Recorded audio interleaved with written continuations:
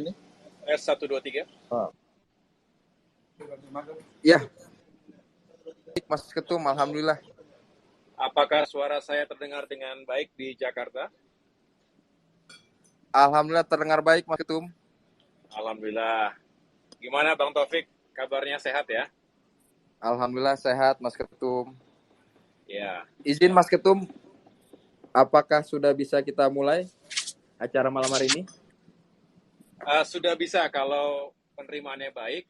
Saya rasa walaupun belum 19.00 tapi lebih baik bisa kita mulai sekarang. Saya saat ini sedang dalam perjalanan. Saya ada di bis. Tadi baru landing di Solo sekitar pukul 3 sore. Kemudian lanjut dengan bis menuju Pacitan. Mudah-mudahan suaranya tidak terlalu buruk ya, karena saya khawatir nanti ada beberapa kondisi medan, mungkin melewati sejumlah pegunungan atau bukit yang bisa saja sinyalnya tidak baik begitu. Baik, Mas Ketum. Izin ini saya ganti dulu judulnya, Mas Ketum. Baik, kita mulai ya. Bismillahirrahmanirrahim. Assalamualaikum warahmatullahi wabarakatuh. Salam hormat, salam sejahtera untuk kita semuanya. Yang saya hormati Mas Ketum AHY, Ketua Umum DPP Partai Demokrat, Mas Agus Harimurti Yudhoyono, juga ada Bang Sekjen Teguh Rifki Harsha, juga para pimpinan Partai Demokrat, mulai dari Kepala BPOKK, ada Bang Herzaki, ada Bang Irwan, ada Bang Syahrial, dan teman-teman yang lain yang ada Bang Renanda, ada Pak Sartono, juga teman-teman lain yang mohon maaf tidak bisa saya sebutkan satu persatu namanya, juga para netizen semuanya. Izinkan saya sedikit mengulas tentang apa sih Rabu Biru itu. Jadi begini teman-teman, media sosial dewasa ini sudah menjadi salah satu instrumen penting dalam berkomunikasi, sosialisasi dan silaturahmi, termasuk untuk menyampaikan pesan-pesan partai politik kepada publik. Tetapi ironisnya, banyak pihak-pihak yang memanfaatkan sosial media untuk melakukan black campaign, hate speech, fitnah yang malah mendegradasi arti demokrasi yang sesungguhnya. Untuk itu, Partai Demokrat berinisiatif memanfaatkan ruang dialog yang setara di media sosial dengan memanfaatkan fasilitas Twitter Space. Ini sejalan dengan salah satu visi Partai Demokrat untuk menjadi smart party, sekaligus upaya untuk menjangkau para pemilih muda dan kritis yang lebih banyak berkomunikasi melalui media sosial. Sesuai fungsi demokrasi sendiri, Partai Demokrat memfasilitasi para pembicara yang kompeten sekaligus menyediakan media untuk menyerap aspirasi, kritik, serta masukan dari publik. Kegiatan Rabu Biru ini berlangsung secara rutin setiap hari Rabu dan kita beri nama Rabu Biru Demokrat Siap Q&A on Twitter Space. Dan khusus untuk edisi ke-14 pada malam hari ini kita hadirkan Ketua Umum Partai Demokrat Mas Agus Harimurti Yudhoyono atau lebih akrab disapa Mas AHY untuk berbicara dan berdialog langsung dengan tema perubahan dan perbaikan. Dan perlu sebelumnya saya laporkan kepada Mas Ketum bahwa peserta space kita pada malam hari ini itu download dari formulir yang diisi, yang diorganisir oleh Bakomstra, ada 1.000 akun yang insya Allah juga akan ikut bergabung. Kemudian kita sebarkan juga informasi ini melalui media-media yang lain dan alhamdulillah juga sudah banyak bergabung akun-akun di luar pengurus Partai Demokrat. Dan seperti biasa teman-teman, malam hari ini pembicara utama kita yaitu Mas AHY akan mulai dulu memberikan pemaparannya tentang perubahan dan perbaikan sesuai dengan tema kita malam hari ini. Kemudian nanti akan kita buka sesi tanya jawab. Bagi teman-teman yang atau akun-akun yang ingin bertanya, menanggapi, ataupun membuat pernyataan misalnya, silakan teman-teman raise hand seperti biasa, angkat tangan. Dan saya sebagai host juga Hasbil sebagai co-host nanti akan memberikan mic-nya untuk kemudian diberikan kesempatan berbicara kepada orang yang mau bertanya tersebut. Dan kesempatan diberikan untuk waktu 3 menit ya kira-kira, karena kita tidak bisa lama sepertinya, karena ketua umum ada kesibukan lain, dan kebetulan memang ketua umum Mas AHY sedang berada dalam perjalanan darat yang kemungkinan juga sinyalnya naik turun. Baik, itu mungkin pembuka dari saya sebagai host pada malam hari ini. Saya Taufikur Rahman, Ketua DPC Jakarta Pusat, secara resmi membuka space kita malam hari ini. Dipersilakan kepada Mas AHY untuk memulai pembicaraan kita malam hari ini. Waktu dan tempat kami persilakan kepada Mas AHY.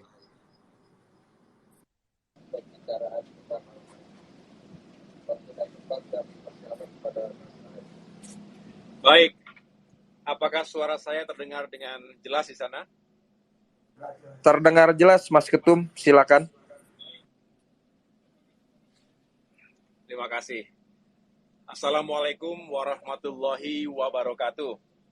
Selamat malam, salam sejahtera untuk kita semua. Shalom, Om Swastiastu, Namo Buddhaya, salam kebajikan. Alhamdulillahirrabbilalamin.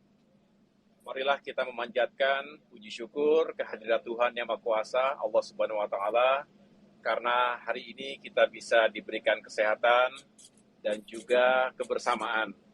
Walaupun secara virtual, di jagat maya, mudah-mudahan dimanapun kita berada, dipersatukan dalam sebuah semangat, dalam sebuah energi, yaitu membawa perubahan dan perbaikan untuk Indonesia yang semakin baik di masa depan. Tentu kita berharap negara kita semakin maju, rakyatnya semakin sejahtera. Saya mengucapkan terima kasih dan penghargaan yang setinggi-tingginya kepada Bung Taufikur Rahman dan juga Bung Hasbil, serta teman-teman lain yang menginisiasi hadirnya Rabu Biru.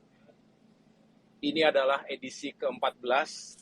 Kita tahu 14 merupakan angka spesial untuk Partai Demokrat yang merupakan nomor urut partai kita sebagai peserta pemilu yang akan jatuh pada tanggal 14 Februari 2024 nanti. Saya mengikuti selama ini Rabu Biru yang diselenggarakan oleh teman-teman dan menghadirkan sejumlah pembicara dengan tema, dengan topik yang juga menarik dan penting. Oleh karena itu, saya mengucapkan juga terima kasih kepada para peserta Twitter Space ini, Rabu Biru, yang juga telah setia mengikuti berbagai diskusi dan dialog yang diselenggarakan oleh Partai Demokrat. Saya secara khusus malam hari ini ingin menyapa seluruh kader, struktur Partai Demokrat dari tingkat pusat sampai dengan yang ada di grassroots, yang saya lihat di sini semakin banyak yang mengikuti diskusi atau dialog malam hari ini. Sekali lagi saya mohon maaf kalau sinyalnya agak naik turun, karena dalam perjalanan menuju Pacitan dari Solo, tadi saya menggunakan kendaraan bis beserta dengan Sekjen, Kepala BPOKK, sejumlah wasekjen dan teman-teman lain, karena ada kegiatan yang saya harus lakukan di Pacitan. Namun demikian, walaupun sinyal naik turun, semangat kita tidak boleh naik turun. Saya berharap semangat kita, seluruh kader Demokrat, selalu naik, karena kita akan menyongsong sebuah momentum bersejarah di negeri kita, yaitu pemilihan umum.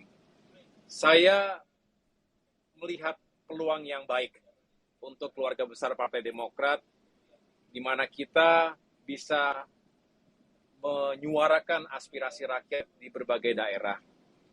Selama ini, saya juga berusaha untuk berkeliling Nusantara, mengunjungi berbagai daerah, termasuk kantong-kantong suara Demokrat maupun berbagai kalangan masyarakat lainnya. Di antaranya adalah tentu generasi muda yang juga sangat akrab, sangat aktif menggunakan media sosial termasuk Twitter.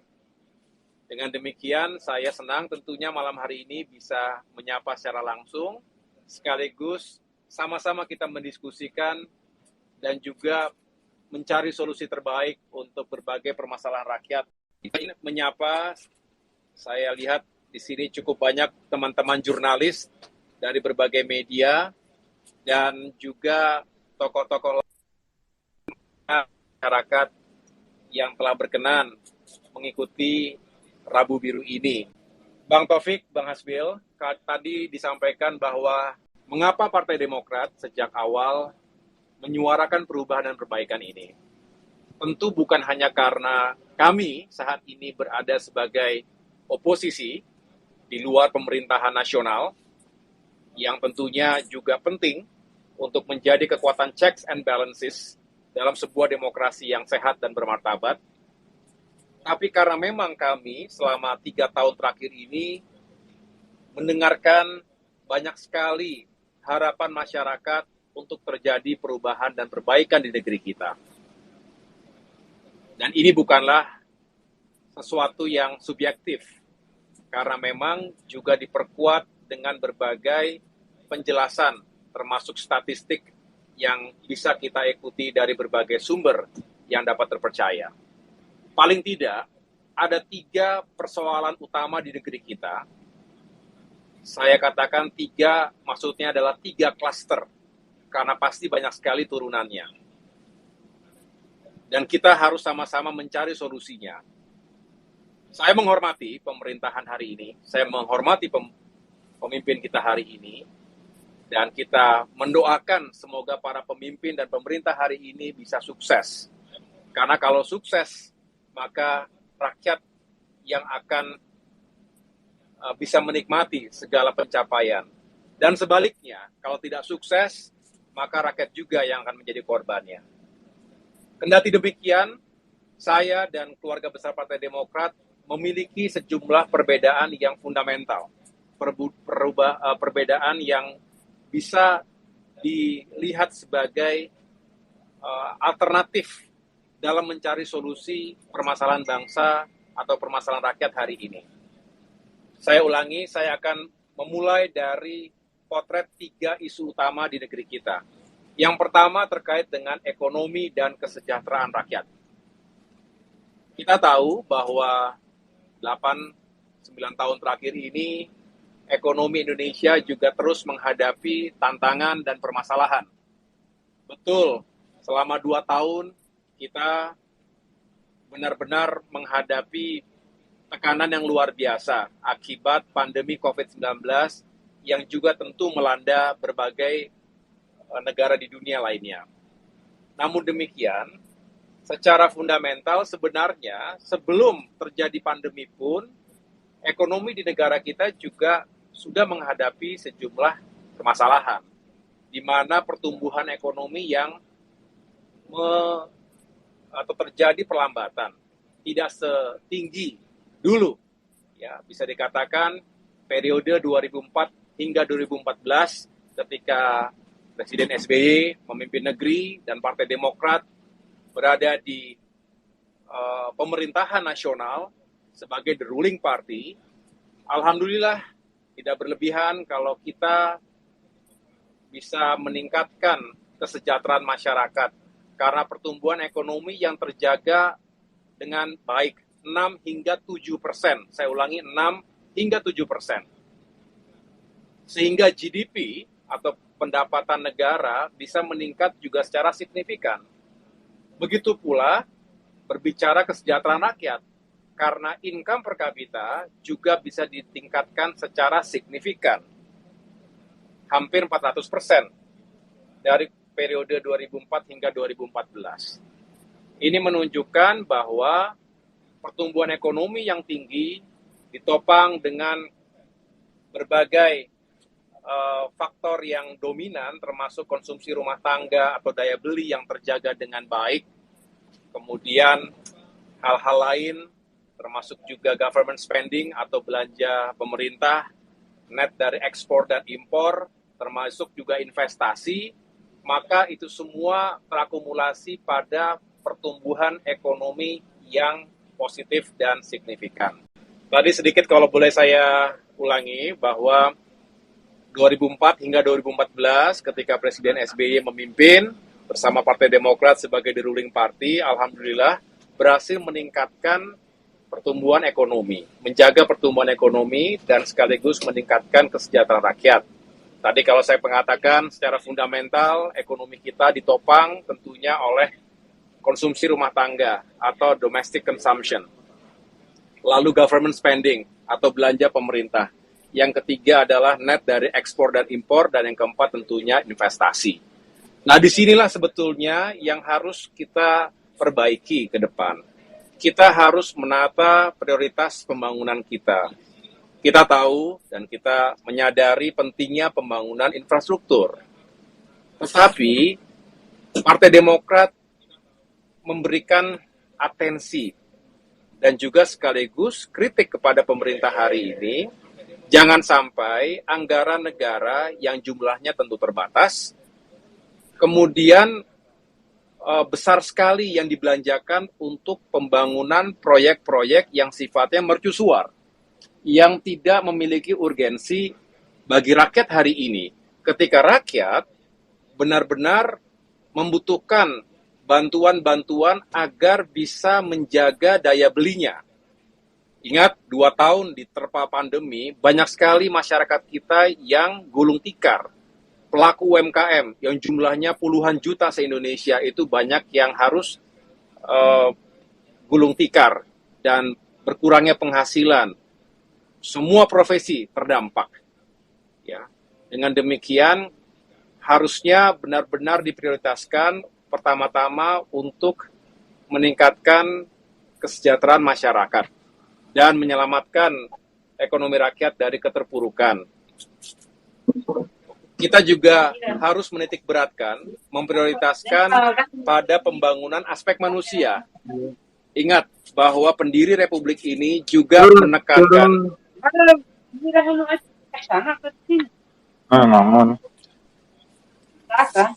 kayak ada bocor. Menekankan pentingnya pembangunan manusia. Bangunlah jiwanya, baru bangunlah raganya. Jadi pembangunan aspek manusia ada 3 pilar utama. Disinilah yang harus menjadi atau akan menjadi agenda perubahan dan perbaikan, yaitu kita ingin meningkatkan pendidikan agar masyarakat Indonesia, terutama generasi muda, ingat generasi milenial, generasi Z, dan seterusnya ini menjadi harapan kita. Jumlahnya akan mencapai puncaknya pada tahun 2030 hingga 2040. Artinya 70% nanti penduduk Indonesia berusia produktif. Nah, ini harus menjadi anak-anak, harus menjadi putra-putri, menjadi generasi penerus bangsa yang cerdas secara intelektual, punya karakter, yang punya keunggulan dari berbagai hal, termasuk juga menguasai teknologi, bisa melakukan berbagai inovasi, dan tentunya memajukan negeri kita dari berbagai sektor ekonomi baru yang berkembang di abad ke-21 ini, termasuk di dunia digital. Yang kedua tentu pilar kesehatan. Pelayanan kesehatan kita harus semakin terjangkau, berkualitas, dan harus bisa benar-benar dinikmati oleh semua lapisan masyarakat kita. Jangan sampai pelayanan kesehatan yang baik hanya bisa dinikmati atau digunakan oleh masyarakat ekonomi tinggi. Ini tidak adil. Dan yang ketiga tentu kembali lagi berbicara kesejahteraan, artinya daya beli masyarakat kita harus ditingkatkan. Kita harus keluar dari jebakan pendapatan menengah atau middle income trap. Kita tahu saat ini pendapatan per kapita masyarakat Indonesia sekitar 4.000 US dollar per tahun per orang. Nah, harusnya kita mengejar ketertinggalan dari sejumlah negara yang dikategorikan sebagai negara berpendapatan tinggi atau high income countries. Nah, kalau kita berupaya dengan serius dan bisa mengejar ketertinggalan itu sehingga ketika kita memiliki keunggulan dalam hal bonus demografi, maka kita bisa benar-benar keluar dari jebakan middle income trap. Kita ingin menjadi negara yang masyarakatnya memiliki penghasilan atau pendapatan yang tinggi. Dengan demikian, sekali lagi, kita merasakan kesejahteraan dan kemakmuran bersama. Dan inilah yang menjadi cita-cita para pendiri bangsa. Cita-cita kita semuanya.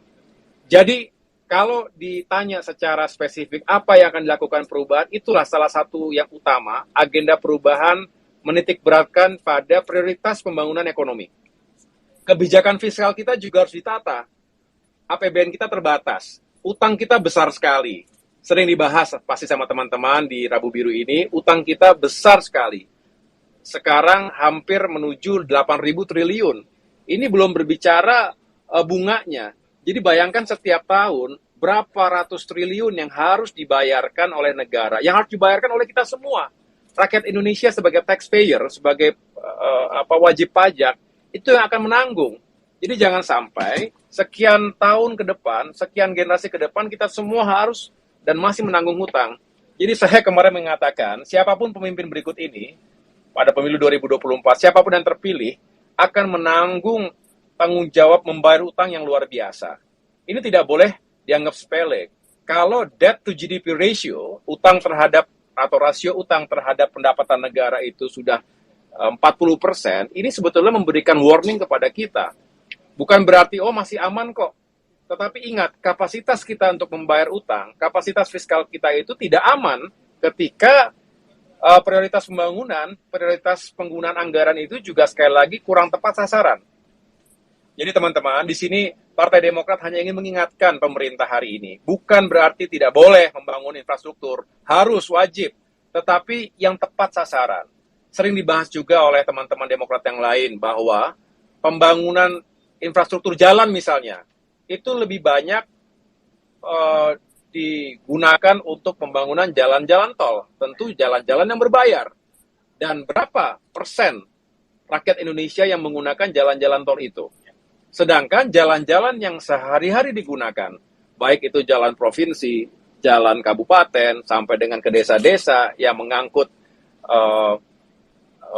hasil-hasil produksi rakyat, apakah itu pertanian, perkebunan, perikanan, itu rusak di sana-sini. Banyak yang mengalami hambatan dalam bertransportasi akibat infrastruktur jalan-jalan yang digunakan oleh rakyat tidak diperhatikan dengan baik. Sekali lagi, inilah yang seharusnya menjadi prioritas, karena ini yang akan meningkatkan kesejahteraan rakyat. Nah, jadi pertama sekali lagi, permasalahan utama atau isu utama berkaitan dengan ekonomi dan kesejahteraan rakyat. Sedangkan yang kedua, teman-teman sekalian yang saya cintai dan banggakan, isu besar kedua adalah terkait dengan keadilan, dengan penegakan hukum. Kita tahu, sejak adanya masyarakat di muka bumi ini, injustice is the mother of all problems. Ketidakadilan adalah ibu dari semua permasalahan yang ada. Ketidakadilan. Saya ulangi, ketidakadilan. Kita mengikuti selama ini banyak sekali praktik-praktik yang tidak sesuai dengan nilai-nilai keadilan yang sejati. Bukankah kita tahu Pancasila kita benar-benar ingin menghadirkan keadilan sosial untuk semuanya? Kita juga tahu negara kita adalah negara hukum. Panglimanya adalah hukum, bukan politik. Oleh karena itu tentu kita sangat menyayangkan dan harus kita benar-benar mengevaluasi diri kita sendiri sebagai bangsa, apakah benar hukum sudah ditegakkan secara adil di negeri kita. Karena yang terjadi akhir-akhir ini, hukum seperti tebang pilih. Tajam ke bawah, tumpul ke atas. Tajam ke lawan, tumpul ke kawan. Lawan-lawan politik atau siapapun yang berbeda pendapat, berbeda sikap, atau yang berani mengkritisi pemerintah atau pemimpin, dianggap sebagai musuh. Dianggap sebagai musuh negara. Sebaliknya, yang dianggap sebagai kawan atau yang sama cara berpikir dan bersikap akan diperlakukan secara spesial. Ini tidak adil. Sekali lagi tidak adil. Kita ingin semua warga negara memiliki hak dan kewajiban yang sama. Oleh karena itu harus mendapatkan perlakuan yang sama. Tidak ada istilah warga negara kelas 1, kelas 2, kelas 3. Tidak ada. Semua warga negara punya hak dan kewajiban yang sama. Oleh karena itu kita bermohon, kita semua bermohon kepada para pemimpin, kepada para pemegang amanah rakyat hari ini, baik di jajaran eksekutif, legislatif, judikatif, benar-benar bisa mendudukan prinsip keadilan ini pada tempatnya. Kita ingin sekali lagi masyarakat hidup tenang, tidak takut, dan tidak merasa dirugikan di rumahnya sendiri, di negerinya sendiri. Jangan sampai ada perilaku yang eksesif, di mana mereka yang berkuasa menggunakan kekuasaannya untuk menghantam lawan-lawan politik atau siapapun yang dianggap tidak seirama dengan kekuasaan. Ini namanya abuse of power. Tidak boleh ada abuse of power di negeri kita, pada tingkat apapun, apalagi di tingkat tertinggi. Juga tidak boleh ada yang namanya obstruction of justice. Ini biasanya dilakukan jika ada yang dianggap sebagai kawan, sebagai aliansi politik, kemudian diamankan dari proses politik. Saya ulangi, diamankan dari proses hukum. Jika yang bersangkutan benar-benar terlibat dalam kasus hukum. Ini juga tidak adil. Jadi kedua-duanya harus dihindari. Tidak boleh terjadi di negeri kita, baik itu abuse of power maupun obstruction of justice. Rakyat akan menerima realitas kehidupan di negeri kita, apapun, baik senang maupun susah, jika diperlakukan secara adil.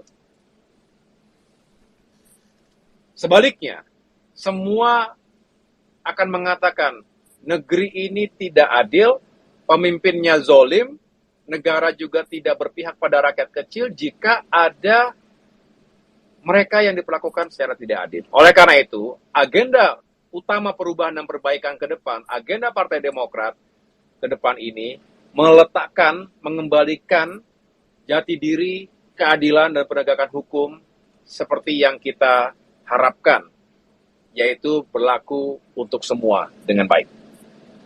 Nah, yang terakhir, yang ketiga, isu yang juga tidak luput dari perjuangan kita semua adalah bagaimana demokrasi dan kebebasan sipil yang mengalami kemunduran. Saya tidak malu-malu mengatakan telah terjadi kemunduran demokrasi, regresi demokrasi.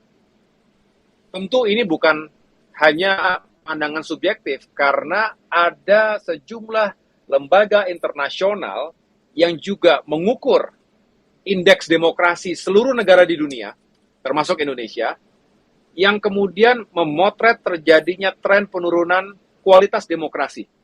Dan ini secara tidak sadar terjadi dan dialami oleh kita semuanya. Hati-hati, kalau tidak kita perbaiki, maka jangan sampai kita sudah melewati sejumlah tahapan demokratisasi sejak reformasi 1998, kemudian kembali kita menuju ke masa-masa gelap sebelum reformasi. Menjadi negara yang otoriter. Kemudian banyak suara rakyat yang dibungkam. Mereka yang dianggap sebagai pilar-pilar demokrasi, termasuk partai politik, termasuk media, dibungkam, ditakut-takuti, diintimidasi, diintervensi, diambil kedaulatan dan independensinya. Ini semua tidak sehat, buruk, dan tentunya kita malu di mata dunia. Nah, tanggal 21 Mei kemarin kita baru saja memperingati Hari Reformasi. Tapi jangan sampai hanya menjadi sebuah hari yang menjadi kenangan kita. Harus kita terus ingat mengapa dulu sebagai bangsa kita mengoreksi diri kita sendiri. Akhirnya demokrasi benar-benar hadir di negara kita, tapi kenapa setelah sekian puluh tahun kemudian terjadi kemunduran yang kita semua seolah tidak bisa mencegahnya. Mari saya mengajak diri sendiri, keluarga besar Partai Demokrat, para simpatisan, dan seluruh masyarakat Indonesia dimanapun berada, jangan sampai kita lepaskan demokrasi yang telah kita perjuangkan dengan darah, keringat, dan air mata, kemudian kembali lagi menjadi catatan dalam buku sejarah saja. Mari kita rawat dan kita kembalikan marwah demokrasi kita. Partai-partai politik harus berani bersuara. Tidak boleh seperti partai politik tidak punya kedaulatan. Demokrat ketika menghadapi tantangan yang namanya KLB, yang dilakukan oleh KSP Muldoko, dengan segelintir orang, Demokrat berani menghadapinya. Karena kita tahu, ini bukan hanya urusan kedaulatan dan kehormatan Partai Demokrat semata, tetapi ini berarti ancaman bagi demokrasi. Nasib dan masa depan demokrasi kita gelap jika kita menyerah begitu saja. Oleh karena itu, saya bangga telah memimpin perjuangan Partai Demokrat bersama seluruh kader di seluruh Indonesia untuk menghadapi mereka dengan kekuasaan politik, dengan kekuasaan uang yang mencoba untuk merampas kedaulatan dan kehormatan partai kita. Jadi itu juga yang bisa saya simpulkan bahwa ke depan agenda perubahan dan perbaikan kita akan dudukan secara terhormat perbaikan demokrasi di negeri kita. Jadi teman-teman sekalian, saya tidak bisa berpanjang lebar lagi karena kesempatannya terbatas juga, termasuk waktunya terbatas, tetapi boleh saya wrap up di sini. Saya simpulkan bahwa 3 isu utama di negeri kita, yang pertama adalah ekonomi dan kesejahteraan rakyat, yang kedua adalah keadilan dan penegakan hukum, yang ketiga adalah demokrasi dan kebebasan sipil, ketiga klaster isu tadilah yang menjadi agenda atau prioritas Partai Demokrat dalam mengusung perubahan dan perbaikan. Kami tidak bisa sendiri. Tentu kami mengajak para sahabat dan segenap anggota masyarakat Indonesia untuk sama-sama memperjuangkan perubahan dan perbaikan ini. Kami mohon doanya, mohon dukungannya. Semoga diberikan jalan yang baik oleh Allah Subhanahu wa Ta'ala, Tuhan yang Maha Kuasa. Kita jaga niat kita, kita luruskan hati kita. Insya Allah perubahan itu akan terjadi dalam pemilu 2024. Dan jika Demokrat bisa kembali ke dalam pemerintahan nasional, insya Allah itu semua akan kami perjuangkan dan kita semua perjuangkan dengan sebaik-baiknya, dengan penuh rasa tanggung jawab. Demikian Bung Taufik dan Bung Hasbil yang dapat saya sampaikan. Saya kembalikan kepada moderator untuk bisa dilanjutkan diskusinya. Terima kasih. Baik, terima kasih untuk Mas Ketum AHY. Jadi teman-teman, untuk selanjutnya kita masuk ke sesi pertanyaan, di mana ada 2 sesi. Sesi pertama yaitu untuk 4 akun, sesi kedua untuk 3 akun. Jadi teman-teman yang ingin bertanya silakan raise hand, angkat tangannya, request mic-nya, nanti host dan co-host akan approve. Silakan. Jadi untuk pertama kita buka untuk 4 akun. Ya, kita mulai dari Bang Pramuk ya. Bang Pramuk ini tolong sebutkan nama, kemudian dari wilayah mana. Silakan akun Bang Pramuk. Terima kasih, saya Pramuktiko dari Jember, Jawa Timur. Terima kasih host dan co-host. Pertama, selamat atas pencapaian PD dan Bang AHY berdasarkan survei Kompas. Ini pencapaian yang luar biasa. Kita harus appreciate terhadap pencapaian PD dan Bang AHY sejajarannya. Yang kedua, saya ingin bertanya, 3 klaster ini luar biasa hebatnya. Ini harus kita breakdown dalam forum-forum space, sehingga menurut kami pelaksana kebijakan dari termasuk Partai Demokrat atau KPP pada umumnya ingin sekali membreakdown apa yang menjadi keinginan KPP, karena ini adalah Partai Demokrat, maka Partai Demokrat lebih baik untuk berinisiasi membentuk sekretariat bersama atau apapun namanya, misalnya Bapilu dan seterusnya, yang dari situlah kemudian muncul wacana-wacana untuk materi kampanye atau menjadi bahasa kita manifesto perubahan dan perbaikan melalui Setber atau melalui Bapilu atau melalui apapun secara KPP, kita akan lebih mudah untuk membreakdown. Pertanyaannya adalah kapan kira-kira Bang AHY ini PD mempelopori pembentukan Setber KPP atau Bapilu KPP. Yang kedua, karena ada kegundahan di generasi muda terhadap barangkali sikap apolitik generasi muda, ini barangkali pencerahan dari PD di space-space ini, kami ingin menanyakan sekiranya bagaimana upaya Partai Demokrat untuk merangkul generasi muda, generasi milenial yang di sini itu kayaknya juga banyak sekali, hampir 400 yang nama akunnya adalah muda. Oleh karena itu, apa kira-kira dari PD atau Bang AHY untuk merekrut generasi muda ini sehingga mempunyai sikap yang positif terhadap partai politik, khususnya adalah KPP, khususon lagi Partai Demokrat. Terima kasih. 2 pertanyaan saja. Thank you. Baik, terima kasih Bang Pramuk. Mas AHY, tolong disimpan dulu jawabannya. Kita lanjut ke pertanyaan berikut. Atau langsung dijawab, Mas? Lebih baik langsung dijawab saja supaya nggak lupa siap, pertanyaannya gitu ya. Siap, silakan. Oke, terima kasih Mas Pramutiko dari Jawa Timur ya. Saya mengapresiasi ada 2 pertanyaan yang sangat penting dan relevan, dan juga terima kasih tadi mengapresiasi ikhtiar dan perjuangan Partai Demokrat dan AHY termasuk di dalamnya. Ya, mudah-mudahan kita juga bisa terus meningkatkan kedekatan kita dengan rakyat dan pada akhirnya mendapatkan dukungan yang baik juga atas segala hal yang kita perjuangkan, termasuk agenda besar perubahan dan perbaikan. Tadi Mas Pramutiko juga dengan baik menyampaikan bahwa sangat diharapkan jika 3 klaster isu rakyat atau isu bangsa yang tadi saya jelaskan bisa di-breakdown, bisa dielaborasi secara lebih detail atau spesifik, bahkan bisa kemudian dihadirkan dalam bentuk-bentuk program-program yang spesifik. Dan ini diharapkan juga bisa menjadi narasi besar yang dimiliki oleh koalisi perubahan.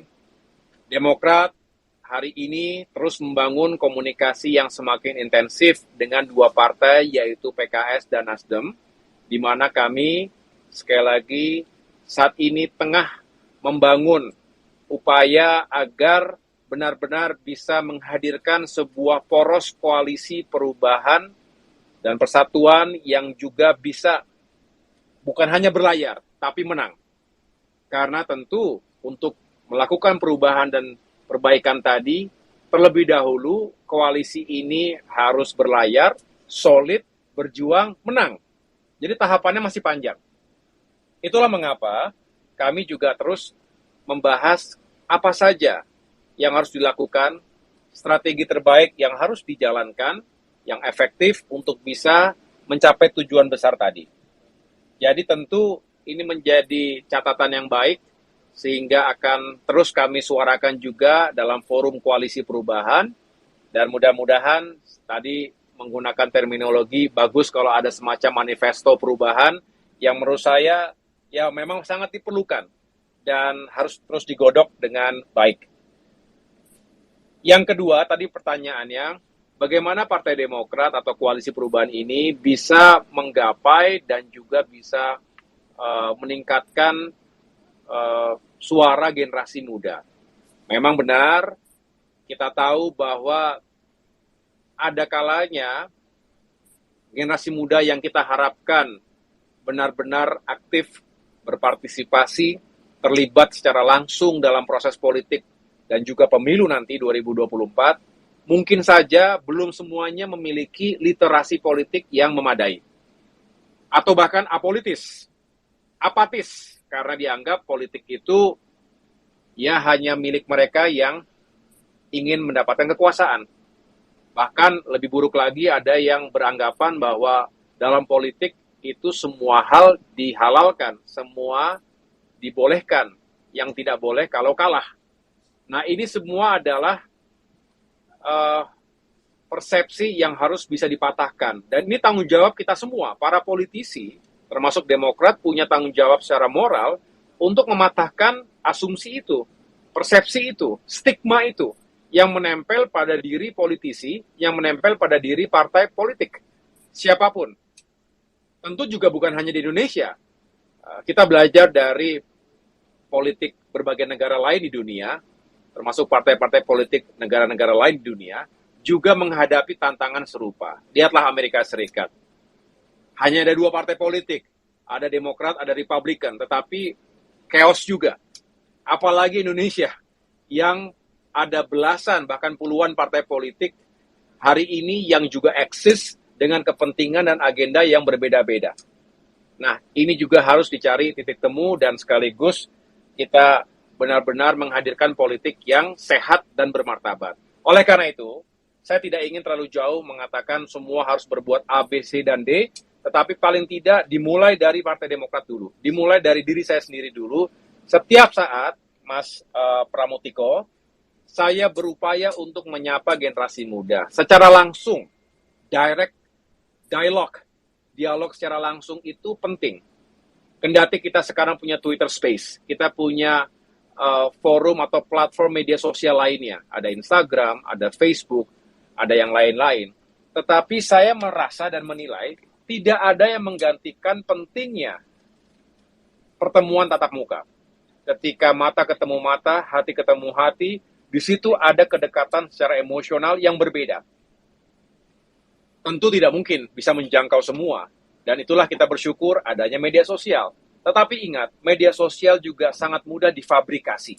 Ingat, hari ini merajalela para buzzer politik, para buzzer rupiah, yang memang tugas, fungsi, dan misinya adalah menghancurkan lawan politik.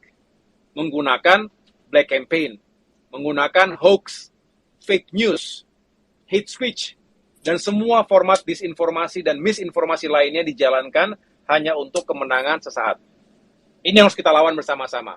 Oleh karena itu, generasi muda yang hari ini juga melek yang melek dengan digital atau media sosial dan ruang-ruang digital, ini harus semakin kita libatkan dalam isu, narasi, dan diskusi politik, tentu politik kebangsaan.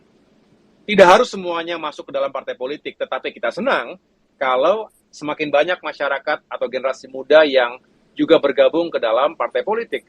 Dan Demokrat menjadi rumah yang besar ketika kami mengatakan Demokrat termasuk yang paling duluan melakukan regenerasi secara institusi dan juga secara kultural. Bisa dilihat dari kepemimpinan dan kepengurusan serta keanggotaan Partai Demokrat hari ini juga semakin banyak yang berusia muda. Yang berusia 17 hingga 40 tahun semakin banyak. Caleg-caleg kita, calon-calon anggota legislatif kita juga semakin banyak yang berusia muda. Tetapi kami juga adalah partai yang menghormati para senior, para pendahulu. Oleh karena itu juga tetap menjadi rumah yang nyaman bagi para senior tersebut. Dengan demikian, ada transfer of knowledge dan juga experience dari para senior kepada generasi muda. Yang muda punya energi, punya tenaga, punya kebebasan untuk memilih. Tetapi yang senior, yang lebih dulu punya pengalaman, punya jam terbang. Harus dikombinasikan dengan baik. Kalau kata Pak SBY, yang jelas yang muda belum pernah tua, tetapi yang tua sudah pernah muda. Jadi tentu punya pengalaman. Dengan demikian perlu adanya kolaborasi lintas generasi. Saya ulangi, kolaborasi lintas generasi. Saya punya keyakinan dan optimisme. Jika ini dilakukan, Partai Demokrat sekali lagi bisa menjadi melting pot antar generasi, selain juga merupakan melting pot atau titik lebur bersama antar identitas, lintas geografi, dan juga lintas profesi. Dengan demikian, saya berharap narasi yang kami bangun tentunya terkait dengan isu-isu anak muda, lapangan pekerjaan, ekonomi kreatif, kemudian semua yang juga sering dipertanyakan anak muda ini juga semakin baik bisa kita jawab melalui program-program yang akan kita canangkan jika insya Allah Partai Demokrat kembali ke pemerintahan nasional. Demikian Mas Pramutiko. Terima kasih. Baik, terima kasih Mas Ketum AHY. Kita lanjut ke penanya kedua. Ini akun Arfak. Silakan akun Arfak dibuka mic-nya. Ya, terima Sebutkan kasih. di wilayah mana ya? Baik, terima kasih. Assalamualaikum warahmatullahi wabarakatuh. Baik, saya Arfak dari Manokwari, Papua Barat. Mas Ketum yang kami hormati, host dan saudara-saudara semua. Ini suatu perubahan yang telah dibuat oleh Mas Ketum bahwa pada hari ini kita bisa bercakap langsung dengan seorang pemimpin bangsa ini, pemimpin partai besar yang selama ini sangat-sangat sulit kita bisa berkomunikasi dan bercakap-cakap terhadap Bang Ketum. Dan saya yakin ini bahwa Bang Ketum ini adalah jiwa muda dan masih energi. Dan saya yakin anak muda itu punya inovasi yang banyak dan masih mau bekerja. Mudah-mudahan Bang Ketum bisa mewakili kami untuk menjadi wakil presiden 2024. Amin, Baik, amin. Selanjutnya saya akan menyampaikan sedikit permasalahan yang kami rasakan di daerah kami, khususnya di Papua Barat, bahwa tidak mungkin kita meningkatkan perekonomian rakyat tanpa tersedianya lapangan pekerjaan. Saya yakin dan percaya semua pemimpin daerah berbondong-bondong untuk memasukkan investor dengan harapan bisa menyediakan lapangan pekerjaan untuk anak-anak daerah maupun anak-anak bangsa ini dan menambah putaran uang di daerahnya yang dibangun dengan investor yang datang. Tapi nyatanya satu pun dan sangat minim putra daerah maupun putra bangsa ini untuk bisa bekerja di pabrik-pabrik atau tambang tambang yang diolah oleh investor tersebut. Nah, ini mungkin ada langkah-langkah yang akan dibuat oleh Bang Ketum untuk pemecahan permasalahan pengangguran dan masa depan anak bangsa ini. Saya yakin dahulu anak muda itu ceria, tapi sekarang dengan minimnya ketersediaan lapangan pekerjaan, anak muda itu madesu semua, masa depan suram. Ya, itu satu. Yang kedua, Bang Ketum, kami sangat bersyukur dengan adanya pemekaran daerah, provinsi maupun kabupaten kota untuk mengejar keterbelakangan atau keterlambatan pembangunan di Papua, khususnya di Papua Barat. Tapi sayangnya semua peraturan itu kami tidak merasakan betul bahwa otonomi khusus itu belum menyentuh kami dalam bentuk penerimaan pegawai negeri atau ASN. Di samping yang saya sebutkan tadi pemekaran yang begitu banyak, tidak diikuti dengan penerimaan pegawai negeri untuk mengisi peluang-peluang bekerja di pemerintahan. Dan diberlakukan seperti seluruh Indonesia untuk tidak menerima pegawai negeri. Apa solusi dari Bang Ketum ke depannya untuk pemecahan permasalahan lapangan pekerjaan baik di pemerintahan maupun di swasta untuk anak-anak kami di Papua Barat? Terima kasih. Assalamualaikum warahmatullahi wabarakatuh.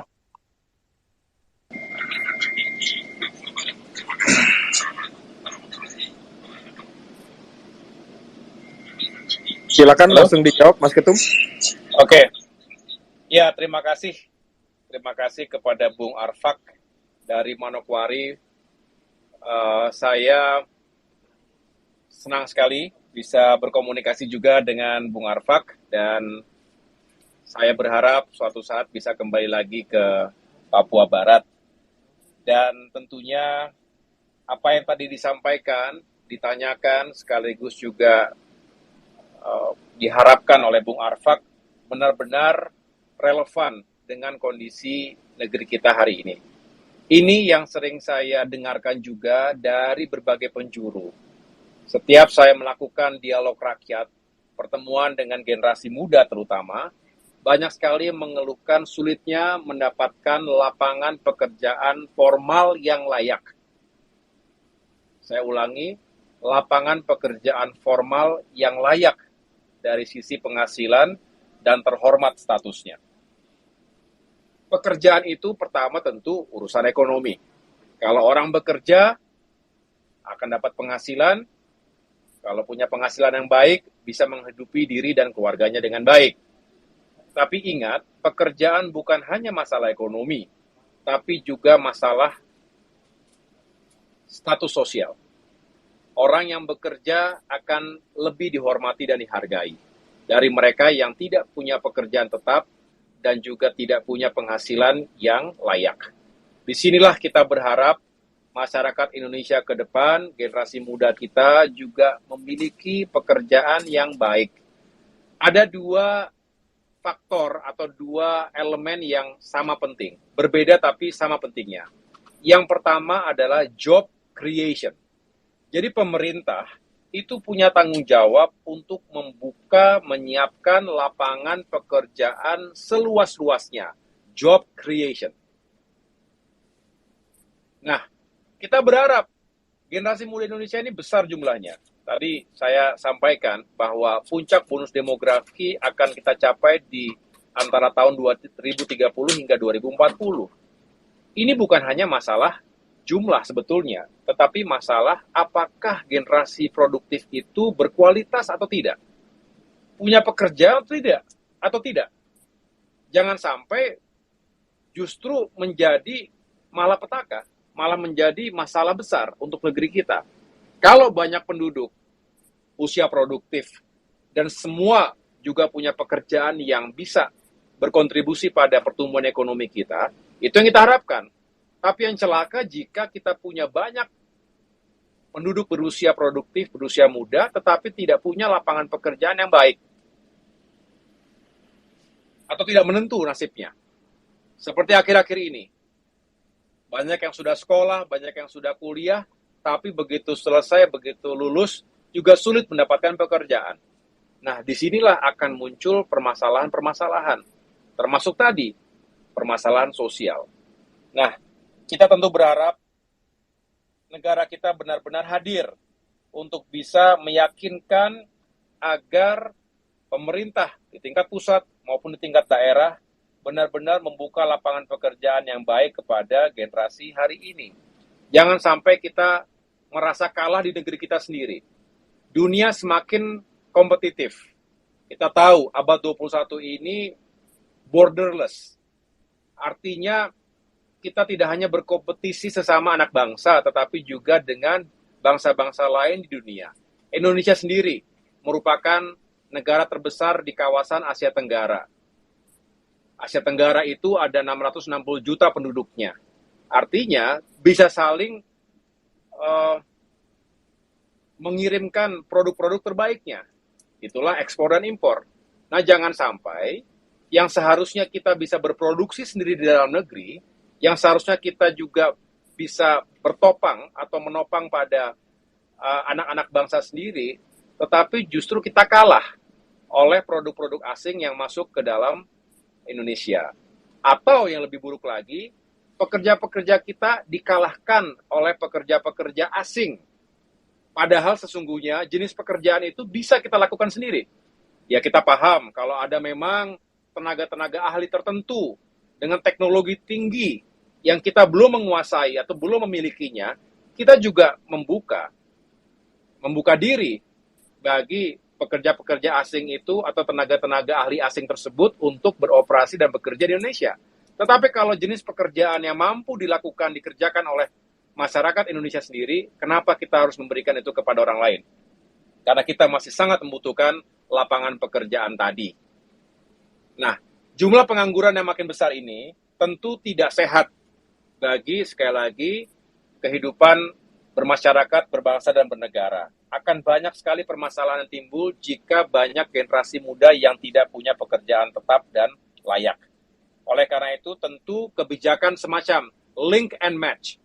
Ini juga penting untuk kita lakukan. Pemerintah bekerja sama tentu dengan perguruan-perguruan tinggi, dengan sekolah-sekolah termasuk vokasional, itu kemudian menghubungkan output dari lembaga-lembaga pendidikan tadi, termasuk lembaga perguruan tinggi, dengan perusahaan-perusahaan swasta yang membutuhkan tenaga kerja. Harus diketahui keterampilan seperti apa yang dibutuhkan, keterampilan kerja seperti apa yang dibutuhkan, kapasitas seperti apa yang diharapkan oleh para dunia usaha tersebut, sehingga apabila masuk ke dalam dunia lapangan pekerjaan, maka si lulusan kuliah tadi, anak-anak yang telah mengikuti sekolah vokasional tadi, bisa langsung diserap dengan baik oleh dunia usaha. Apakah itu di manufacturing, ya, atau industri-industri tertentu, baik industri papan atas maupun menengah.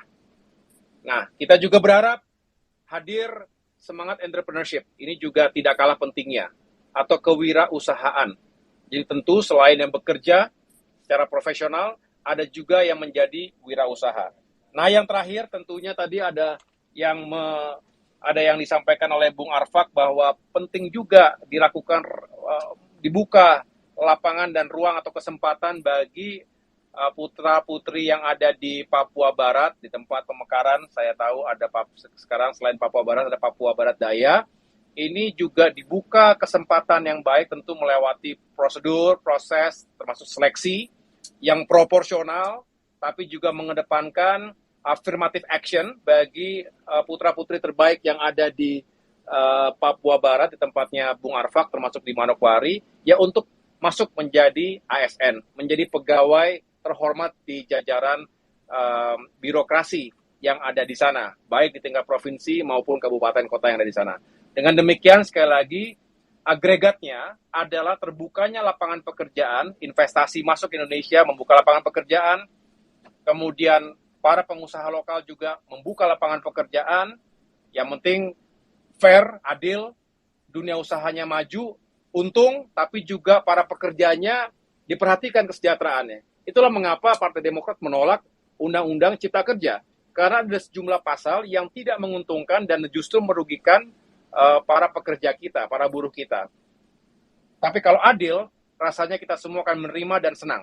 Dan yang terakhir tentunya tadi, kalau pemerintahan birokrasi juga membuka ruang yang baik, terutama di daerah-daerah DOB itu daerah otonomi baru ya, pemekaran provinsi baru, ini juga diharapkan bisa menyerap lapangan pekerjaan yang baik di sana. Demikian yang dapat saya sampaikan. Terima kasih. Baik, terima kasih Mas Ketum atas jawabannya. Selanjutnya kita berikan kesempatan kepada akun Banda. Silakan sebutkan nama dari wilayah mana. Silakan. Baik, terima kasih Pak Host Taufik Rahman dan juga co-host Bang Asbil. Assalamualaikum warahmatullahi wabarakatuh. Salam hormat saya kepada Mas Ketum AHY yang saya banggakan, dan juga salam hormat saya kepada Bang Sekjen Teguh Rifki Harsa, abang saya. Dan yang saya hormati juga, ini ada akun Bang Dalimi ya, Wakil Ketua DPR Aceh dari Demokrat. Perkenalkan Mas Ketum, saya Alufi alias Banda, berdomisili di Aceh, di kota Banda Aceh. Saya sangat senang pada malam ini berkesempatan bisa berbicara langsung dengan Mas Ketum terkait dari harapan masyarakat Aceh ke depan kepada Partai Demokrat. Mas Ketum yang saya hormati, Aceh dengan segala permasalahannya di masa lalu, hari ini terselesaikan dengan baik. Aceh tidak pernah berdamai dari masa lalu sampai kapanpun.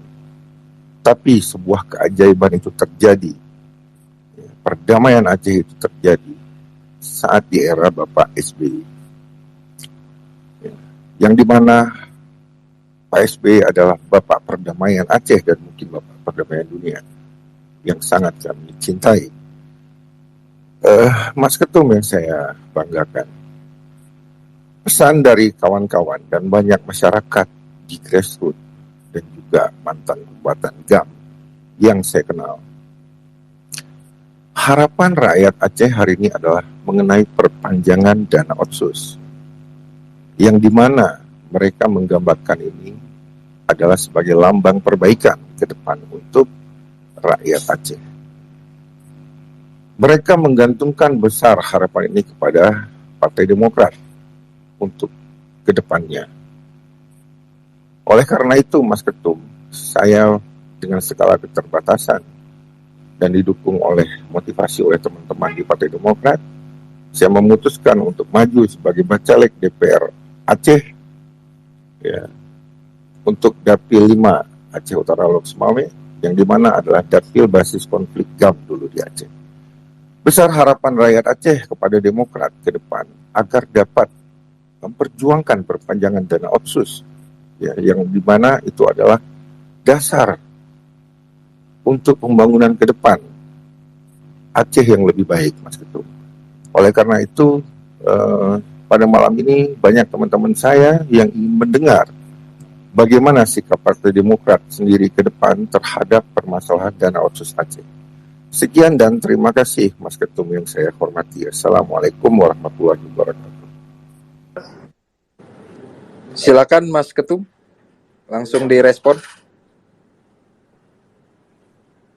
Ya, tes. Halo? Ya, terdengar dengan baik Mas Ketum. Oke, terima kasih Bung Banda atau Bung Alufi ya, dari Aceh. Saya menyimak dengan baik apa yang tadi disampaikan, dan saya juga mengucapkan terima kasih untuk mengingatkan kepada kita semua bahwa Aceh alhamdulillah hari ini damai, masyarakatnya bisa bekerja, memiliki kehidupan, dan juga bisa menyongsong masa depan yang lebih baik karena Aceh telah damai. Dan ini bukan sesuatu yang terjadi dengan sendirinya. Ini perjuangan puluhan tahun. Banyak sekali keringat, darah, air mata yang dicucurkan di bumi Aceh. Saya sendiri dulu ketika masih berpangkat Letnan 2 pernah bertugas di Aceh sebagai seorang prajurit. Sebuah masa yang tidak mudah ketika TNI juga Polri harus berhadapan-hadapan dengan sesama anak bangsa. Serba sulit, serba takut masyarakat Aceh. Saya menyaksikan sendiri betapa ketakutan itu yang terus menghantui kehidupan masyarakat ketika itu, ketika berada di posisi yang tidak mudah, berada di tengah-tengah konflik antara TNI dan juga kombatan GAM ketika itu. Dan alhamdulillah sekali lagi kita bersyukur pada Allah Subhanahu wa Ta'ala, kemudian Aceh menjadi bumi yang damai. Tentu bukan sesuatu yang bisa kita anggap akan terjadi selamanya. It's not something to be taken for granted. Ini harus terus kita perjuangkan, harus kita rawat, karena jangan sampai kemudian di masa mendatang kembali terjadi benih-benih konflik di Aceh. Saya juga tentunya mengapresiasi apa yang telah dilakukan selama ini. Dan tentu kita juga bersyukur orang tua kita, pemimpin kita, Presiden SBY ketika itu benar-benar bisa menghadirkan kebijakan-kebijakan, pendekatan-pendekatan yang tidak hanya menggunakan pendekatan keamanan, tapi pendekatan kemanusiaan, pendekatan ekonomi, pendekatan hukum, pendekatan sosial, pendekatan adat dan kebudayaan, dan yang lainnya. yang sekali lagi menghadirkan Aceh yang damai. Kita juga tentunya sangat terpukul ketika terjadi bencana maha dahsyat tsunami tahun 2004 yang lalu yang telah meluluh lantakkan Aceh dan juga ratusan ribu menjadi korban jiwa, tetapi kita sebagai bangsa bangkit. Aceh bangkit. Setelah kemudian kita menggelar rehabilitasi dan rekonstruksi Aceh pasca tsunami yang hari ini bisa kita apresiasi kemajuan dan perkembangan yang ada.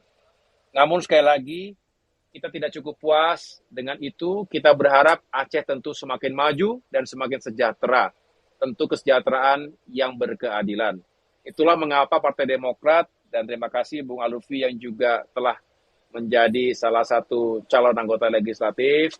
Semoga bisa terus memperjuangkan hak-hak dan juga nasib dari masyarakat Aceh, sehingga penguatan dana otsus, termasuk juga perundang-undangan, penguatan itu juga terus kita lakukan agar sekali lagi bisa menghadirkan kemajuan dan kesejahteraan bagi rakyat Aceh. Saya juga membaca ini profil singkat Bung Banda atau Bung Alufi tadi. Kata-katanya bagus sekali. Bagi rakyat, politik bukan urusan koalisi atau oposisi, tetapi bagaimana kebijakan publik mengubah hidup. Saya berharap Bung Alufi bisa menjadi anggota legislatif pada saatnya, dan sesuai dengan kata-kata bijak yang ada di Twitter page-nya ini, adalah bagaimana bisa menghadirkan gagasan, narasi, dan juga kebijakan publik yang bisa mengubah hidup masyarakat tentu menuju yang lebih baik lagi. Inilah semangat perubahan dan perbaikan yang juga diusung oleh Partai Demokrat. Demikian yang dapat saya sampaikan. Sekali lagi, terima kasih kepada Bung Taufik dan Bung Hasbil sebagai host dan moderator acara Rabu Biru ini. Dan terima kasih sebesar-besarnya kepada seluruh peserta, pendengar yang setia, termasuk tadi para penanya, dan saya senang sekali dengan dialog malam hari ini. Mudah-mudahan bisa kita lakukan di saat-saat yang lain. Dan mohon maaf saya harus mendahului karena harus melanjutkan perjalanan. Tadi sementara ini kita berhenti di pinggir jalan karena menjaga agar sinyalnya juga tetap stabil. Kira-kira begitu.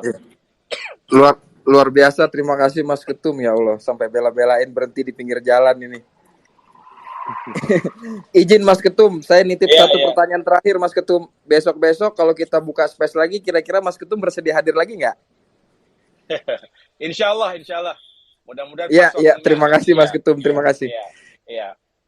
Baik Bapak Ibu, para hadirin semua peserta Space Rabu Biru, ini saya ingin menyampaikan permohonan maaf yang sebesar-besarnya karena ini banyak sekali yang mengajukan permohonan mic untuk berbicara, tapi mohon maaf yang sebesar-besarnya karena Ketum sepertinya tidak dapat melanjutkan karena Ketum harus melanjutkan perjalanannya. Beliau sedang melakukan perjalanan darat, bahkan harus berhenti di tengah jalan supaya sinyalnya stabil.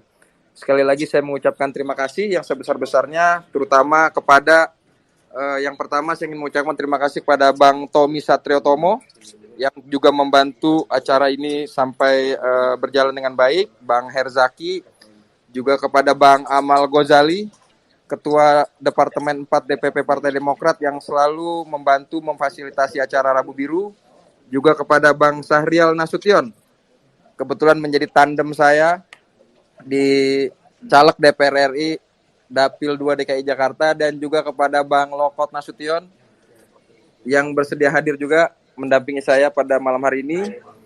Juga saya ingin mengucapkan terima kasih kepada seluruhnya. Saya mohon maaf tidak bisa saya menyebutkan satu persatu akun-akun yang hadir. Insya Allah Rabu Biru Demokrat Siap Q&A Twitter Space ini akan terus berlangsung Rabu-Rabu selanjutnya sampai nanti menjelang Pileg dan Pilpres 2024. Dan kita semua berdoa, terutama saya pribadi berdoa, insya Allah Mas AHY bisa ikut dalam kontestasi Pilpres 2024 dan dikasih kesempatan oleh Allah Subhanahu wa taala untuk bisa memimpin negara kita tercinta ini. Lebih kurangnya saya sebagai host dan Bang Hasbil sebagai co-host mengucapkan terima kasih, dan sekali lagi mohon maaf apabila banyak kekurangan dalam pelaksanaan acara Space Rabu Biru ke-14 pada malam hari ini. Salam sehat untuk semuanya. Saya akan tutup Space malam kita hari ini. Wallahul muwafiq ila aqwamit thoriq. Assalamualaikum warahmatullahi wabarakatuh.